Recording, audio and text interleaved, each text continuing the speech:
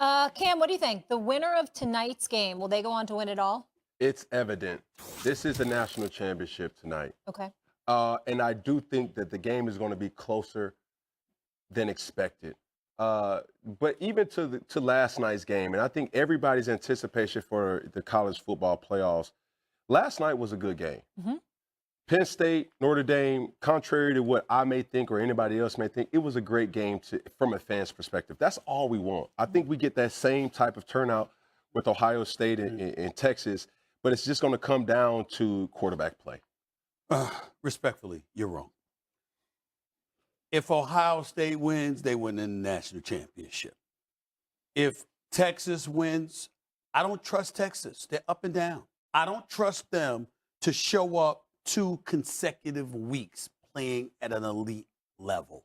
That's my issue with Texas. So when they win tonight, I can see them showing up for the national championship game with expectations draped all over them and not being able to handle their business. That's how I view Texas. They're a damn good team. I love Sarkisian, but I would pick Notre Dame to beat them. Okay, respectfully, you're wrong too, because you're right about showing up to play elite level. Mm-hmm. They have to play elite tonight. You don't have to play elite versus Notre Dame. If you get punched in your face, you do. You don't have to. If Notre Dame is punching you in your face, you do. They can't out physical Texas and Texas win that game. Okay, right. But the 2 consecutive weeks that you said they got to play 2 consecutive weeks, like You know what? We do have fun on this show. And it's always a good time when our guy Joe Fortenbaugh's here because he's helping to get you all going to do the dice roll today. money. Joe, it's going to be a wild weekend. I'm going to start with the Steelers-Ravens game. What's the play? What's the move? This is going to be a low-scoring game. We're going to bet the under. Open 46, down to 43.5. Market is taking under money. Why? 2 key reasons. 1, no Zay Flowers for the Baltimore Ravens. That is a huge blow for the offense. Not only is he their leading receiver, that is I was going to say Cam Newton because I'm staring at Cam Newton. That is Lamar Jackson's primary read like 80% of the time. If that guy's gone, that's going to slow you down a little bit against a defense that has had your number the last few years. Not to shut them down, but to limit them. On the other side, Kyle Hamilton moving to free safety in Week 11. 25th in scoring defense first 10 weeks of the season. Number 1 in scoring defense since then. They made the necessary adjustments. We're going under 43.5 points. No, we're going over. I was there a few weeks Defiant ago. today. I was there a few weeks ago. I was a guest of Governor Westmore. He was talking, chirping about how the Baltimore Ravens were going to beat down the Steelers, and then they went out there and they did it. But they still dropped a lot of points. When I'm looking at it, it was very frigid temperatures. Is that going to be the case this Saturday? I don't think so. I think it's going to be a bit high scoring. George Pickens is going to show up for a change. I think it's going to be more. I'm going to go with the over. Did you drop a meeting with the governor in there? Yeah, Is that what you of course said? he did. He has a lot of subtle He flex does. on I always said the whole point. We get it. Eventually met with the governor. Stephen A., you're a big Do you deal. want We to be get a it. weatherman? Like, enough with the weather. It's winter. It's cold. It's January. Weather's Buy big a in sweater. handicapping. In his Buy defense, a coat. weather's big. I was a guest You're of rich. Governor. I was in a suite. All right. It was cool. Damn, are we going Okay. over? Governor likes the over? Okay, cool. I like regular people, but whatever. Okay. What about the game that Sure you kicks do. off Wild Card Weekend? Chargers-Texans. Get the 3. I play Houston. One thing that's overlooked, this is something you could probably speak to. 3rd straight road game for the Chargers. 5th road game in 7 weeks for the Chargers, right? So you're coming into that spot travel-wise, that's interesting. Now, a few weeks ago, the Chargers were at Atlanta. Chargers were a 1-point dog. Now they're a 3-point favorite at Houston. Are we going to say that the Falcons are 4 points better than the Texans right now? I know they're struggling. I think the market's overcorrected on this a little bit. We take the 3 with Houston, smaller bet. We play under because 2 teams play slow. They like to run the ball. That's the bigger bet. I give it to you. I'm taking Houston here, but I'm going to tell you this. There's a lot to be said that we're not saying about Justin Herbert. Hey, he's a top 10 paid quarterback. He's making $50+ million. Hey, prove your worth. Has he had a good season? Yes. But as you know, Stephen A. Smith gets to talking like this and don't nobody want to hear that. Justin Herbert, please come up to play. Because if you want it done versus C.J. Stroud, Now, hold on. I want is that CJ your Stroud to analysis win. or is that the governor's analysis? I don't know. I'm not just going to sit up It there and walk definitely was around it. in the The black. governor of California is Gavin Newsom. Okay. He's got different problems than worried about football right now. Okay. Go ahead. I'm done with your political agendas. glad that Now we I'm can looking weave that at in. college football. I approve this message. I know what you did there, slick. All right. Texas-Ohio State face-off tonight, second semifinal game. What's the smart play here. I like the Buckeyes here. The price might seem high, but this is the same thing I think we saw in 2019 with LSU and Joe Burrow. People looked at them and like, well, they're starting to get inflated. That was generational. This might not be generational, but these guys in the 3 weeks since the Michigan debacle have completely revamped what they're doing on offense and defense. Quinn Ewers against cover 1, top 3 quarterback in the country. Quinn Ewers against cover 2, outside the top 60. What defense is Ohio State deploying more in the playoffs? Cover 2. I think that right there is going to be the key to this game. Quinn Ewers struggling and not being able to keep pace with an Ohio State offense that has hung damn near 1,000 yards in 2 playoff Call games. me wrong. Here's my thing. Scatterbull is a bad brother for Arizona State, okay? You couldn't stop him. What are you doing with Jeremiah Smith and Igbokwe and Henderson? I mean, the Ohio State got weapons all over the damn place. I'm telling you right now, I think they putting up 35-40 tonight. That's how I feel. And I'm going to stop you right there because the thing that I saw. That was a good impression. That was Michigan, a real belly laugh. Will Howard, let's just be honest. It's going to come down to quarterback play. Quinn Ewers, Will Howard, hey, step up to the plate, bro. What you did. Or Arch Manning.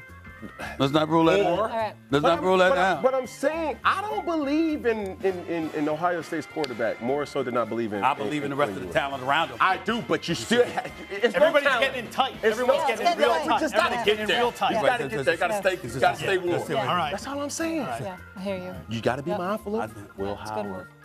I feel you. I just feel like Ohio State is going to drop 40. I just feel that. Texas is going to have to score a lot of points to win this game. Howard's been throwing dimes.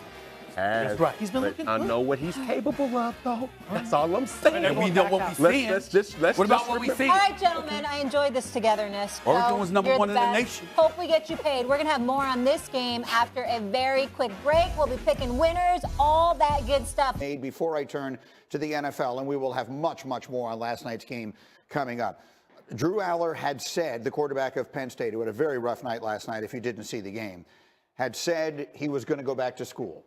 And then there has been some speculation because of how well he had been playing that perhaps he would change his mind. The decision will come now at some point soon. Do you believe he should go back to school? No question. And, honestly, I think it sounds like that speculation was all coming from the outside, nothing that was generated from him personally. And I think you saw it. And, and having spoken to him a couple times, he is someone who's so young, both in terms of the way his facial expressions are young, the way he sounds is young. He's a big man, 6'5", 230 pounds. I mean, he's like EJ's size, although I don't think EJ's 230 now.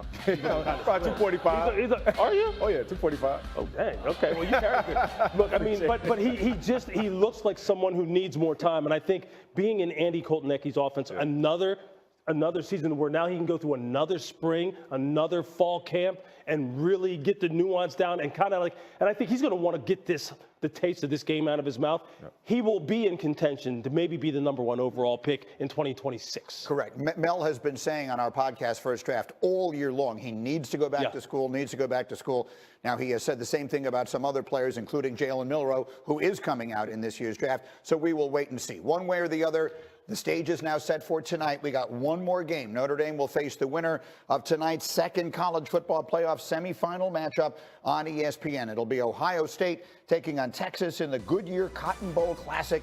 Our coverage will kick off at 7:30 Eastern tonight. Again, you can't ask for more than we got in these Final Four matchups. Last night's game was good, literally to the final snap. Let's hope that tonight gives us just as much drama. Meanwhile, we will get back to all of that. Let's get to the National Football League, and by far the most important story of the day, the continuing tragedy in Los Angeles with these wildfires. And the Rams and Vikings, not surprisingly, their game, Dan Graziano joins us, has been moved from Los Angeles because of that. What are the details that we can share? It'll be played on Monday night at State Farm Stadium, the home of the Arizona Cardinals in Glendale, Arizona, still at 8 p.m. Eastern as scheduled. The NFL made that decision last night. One of the main reasons is resource allocation. You need to have like 100, 150 first responder, police, on hand to put on an NFL game. And in Los Angeles right now, those folks all need to be somewhere else. And so that's one of the main reasons they decided to move it. In the meantime, the Rams, you see here, were able to practice yesterday at their facility. They sent some players home early because another fire had broken out near the facility, and people wanted to be able to check on their homes. As of now, the Rams are still scheduled to practice as normal today, but they're monitoring the air quality to make sure it's safe. And if not, they would move it probably to SoFi Stadium. Okay, so one way or another, that's obviously a story that is well larger than football. The decision to move it seems to everyone to be the right one and the obvious one. They'll play the game, and we look forward to watching it on Monday. So pleased to have you along. This should be a good one. We're set, and off we go here on EA Sports. On the return, here comes Cordero Patterson. And they'll bring him down just shy of the 30-yard line.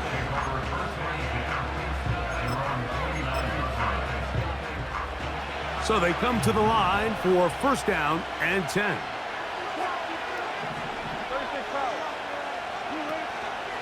Now a first carry for the Alabama product, Najee Harris. And he's going to be brought down up past the 45.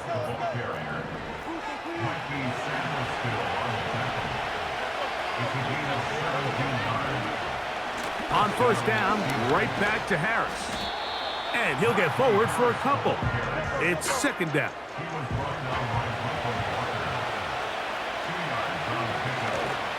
They'll give it to Harris again. And they're going to work this down inside the 45.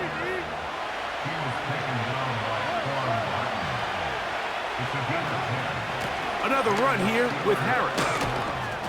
And he'll work forward for about 3. It's second down.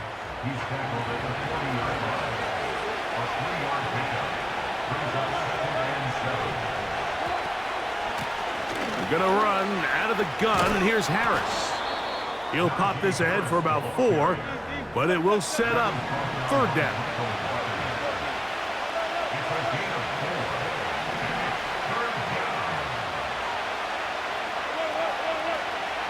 Out of the gun, here's Russ. That is caught! And he will get into the end zone. Calvin Austin. Touchdown, Steelers. Chris Boswell on for the point after. It's up and good. And the Steelers will take a 7-0 lead. Boswell now following the touchdown. Back out to kick this one off. This kick is fielded in the end zone, but no move to bring it out. It's touchback, and that ball will come out to the 30-yard line.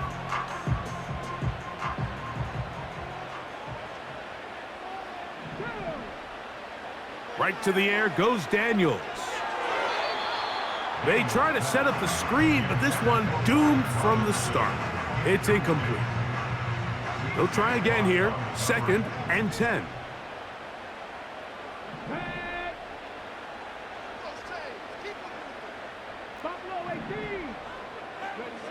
Operating from the gun, it's Daniels.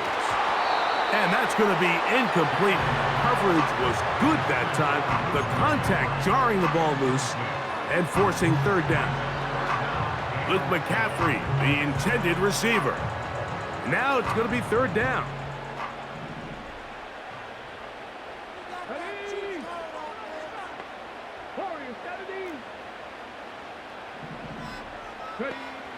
From the shotgun on third down, Daniels.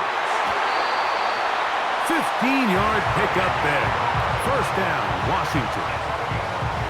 And this is what you can do when you have one of the best receivers in the game. You understand that even if the coverage is not perfect for the play call, sometimes it's just as simple as my guy is better than your guy, and we're going to just keep giving him a chance. Off he goes.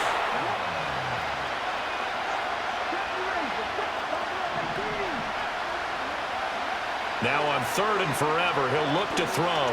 Slings this deep from McLaurin. And he bats it away, and it falls down incomplete.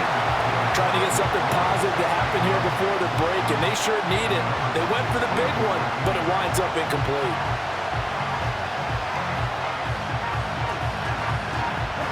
And likely time for one final play here in the half, so they will go for it on fourth down.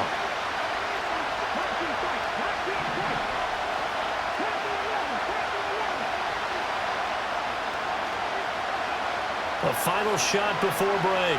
Daniels slings this deep from McLaurin. And got his man complete. He's to the 15. And he's in for the touchdown. Because it is so simple. It's something that these two have done and thrown together for years and years. Maybe not to each other, but since Pop Warner. They've been running the go route. Just run right by him, and if you're even, you're leaving, and I'm going to drop it right over the top. Now to throw. And the conversion is no good as that pass falls incomplete. Going to be a little armchair quarterback after that call. Looked like the defense knew exactly what was coming. Well, time making this all but impossible, but they're going to try for the onside kick here anyway. And this is going to be covered up by the Commanders. That should just about lock up the win.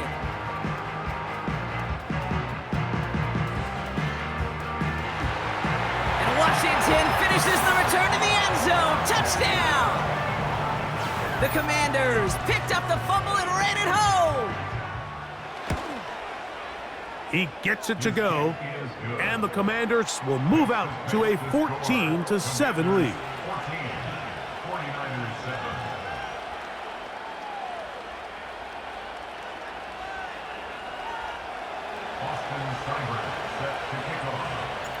Seibert now following the touchdown. He's out to kick it away. And we'll see a return here from his own end zone. Not much on the return. They'll stop him at the 17.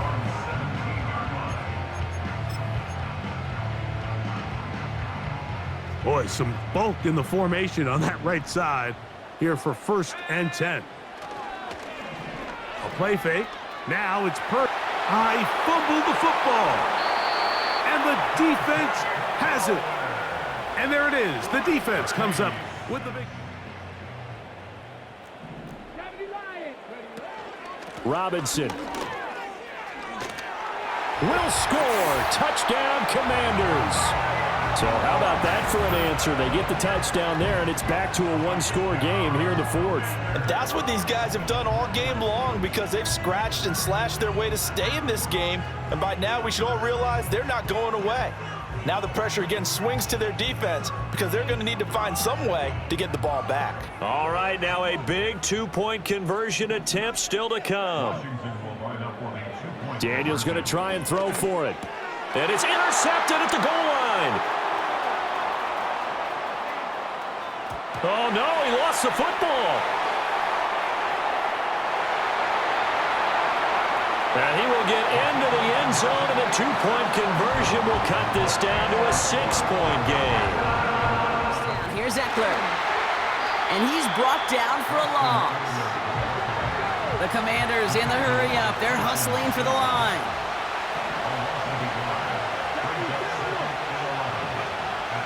To throw.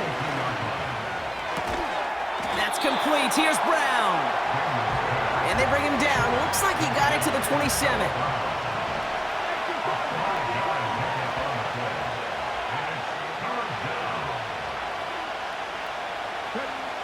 Here he is to throw.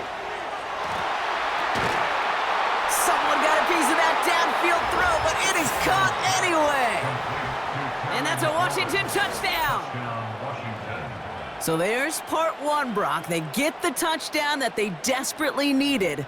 Now, you'd imagine, comes a try for 2. Yeah, and this might be just as tough as to go get that touchdown they just did because, well, they work on two-point conversions, but they're different.